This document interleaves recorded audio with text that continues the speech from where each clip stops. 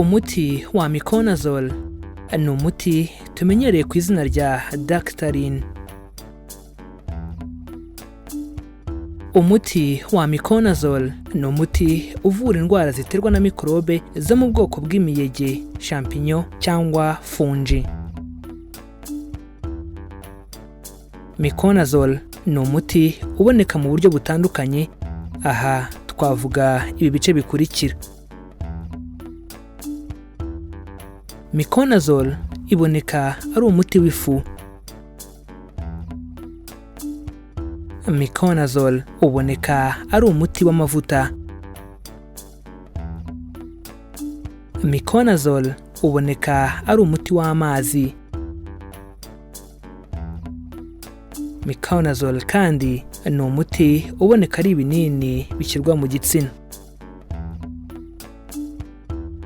Umwihariko w'uyu muti ni uko mu bwoko bwawo bwose utanyobwa. Ese uyu muti wa Miconazole ukoreshwa gute? Ese uyu muti wa Miconazole uvura iki? Ese ni izihe ngaruka umuti wa Miconazole ushobora guteza? Ese ni iki cyo kwitondera kuri uyu muti wa Miconazole? Ibyo nibyo tujya kubaganirizaho mu kiganiro amagara n'ubukungu cy'uyu munsi.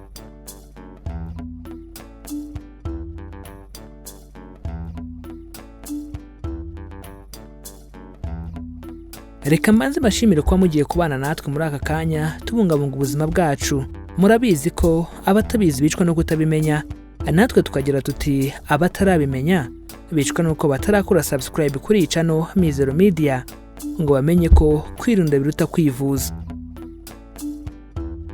Niba utarabikora nyaboneka bikore kuko nta kiguzi bisaba, kandi nibwo buryo rukumbi buzajya bugufasha kubona ibindi biganiro tubategurira. Ikindi kandi wadusanga no ku mbuga nkoranyambaga zacu zose, Facebook, Instagram ndetse na Twitter. Ujya ahashakirwa ugashakisha Mizero Media ubundi ukadukurikira. Asibyo gusa kuko no kudusangiza ibitekerezo byanyu biremewe. Ubaye hari icyo bifuza kutubaza, ubaye hari icyo bifuza kudusangiza, cyangwa se ubaye hari icyo bifuza kudusobanuza kuri iyi ngingo, nyaboneka twandikire muri comments.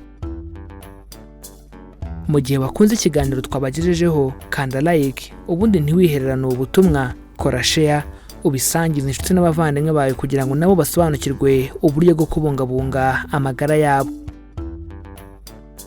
Iki ni ikiganiro amagara n'ubukungu, ikiganiro mutegurirwa na Mizero Media.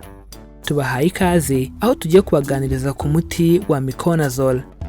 Bityo turamenya uko uyu muti ukoreshwa, tumenye icyo umuti wa Miconazole uvura, ingaruka zishobora guterwa n'uyu muti wa Miconazole, ndetse n'ibyo kwitondera kuri uyu muti wa Miconazole. Ni mu kanya. Reka dutangirire ikiganiro cya none ku buryo umuti wa Miconazole ukoreshwa.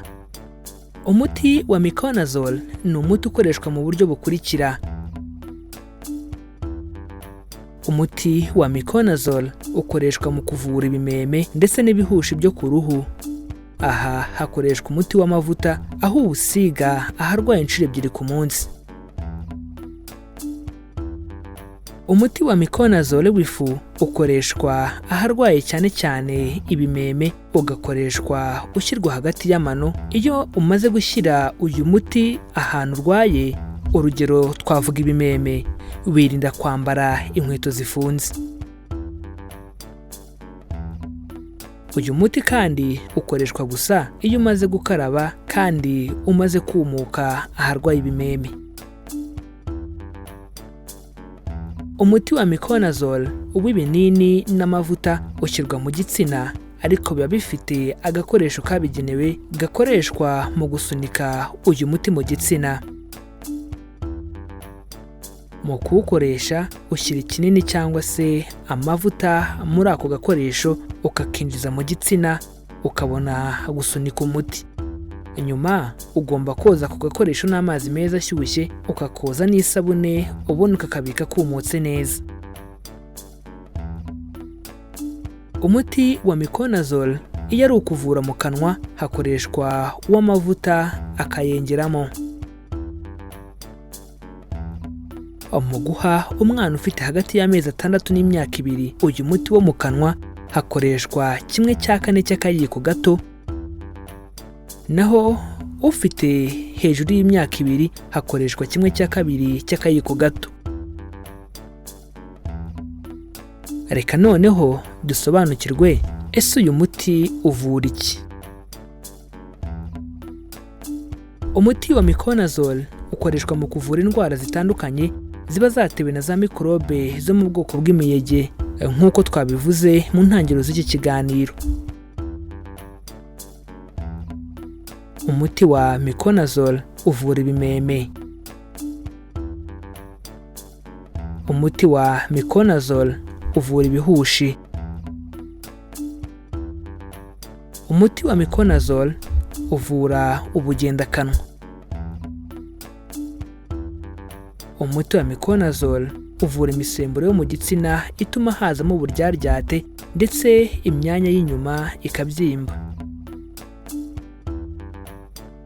Umuti wa Miconazole uwukoresha ari uko muganga yawukwandikiye gusa, kandi ukawukoresha hagati y'icyumweru kimwe gusa n'ibyumweru 3 bitewe n'uburemere bw'indwara. Ese noneho umuti wa Miconazole ugira izihe ngaruka? Iyo ukoresha cyane umuti wa Miconazole ushobora kugira uburyaryate bujyana no kwishimagura cyane. Icyo gihe uba ukwiye kubibwira umuganga wawukwandikiye kugira ngo amenye uburyo yagufasha. Ese ni ibihe bintu byo kwitondera kuri uyu muti wa Miconazole? Ikintu cya mbere cyo kwitondera kuri uyu muti wa Miconazole ni uko burya uyu muti ntuhabwa umwana uri munsi y'amezi 6. Ikintu cya kabiri cyo kwitondera kuri uyu muti wa Miconazole ntukoreshwa n'umuntu urwaye umwijima. Ikintu cya gatatu cyo kwitondera kuri uyu muti wa Miconazole ni uko ugomba kwirinda kuwugeza ku maso. Mu gihe bibayeho uzahita ukaraba n'amazi meza kandi asukuye. Ikintu cya kane ukwiye kwitondera kuri uyu muti wa Miconazole ni uko ugomba guhagarika kuwukoresha mu gihe ugira uburyaryate iyo wisize ku ruhu. Ikintu cya gatanu ukwiye kwitondera kuri uyu muti wa Miconazole, niba uwukoresha mu gitsina ntiwemerewe gukoresha agakingirizo mu gihe cy'imibonano mpuzabitsina kuko karacika.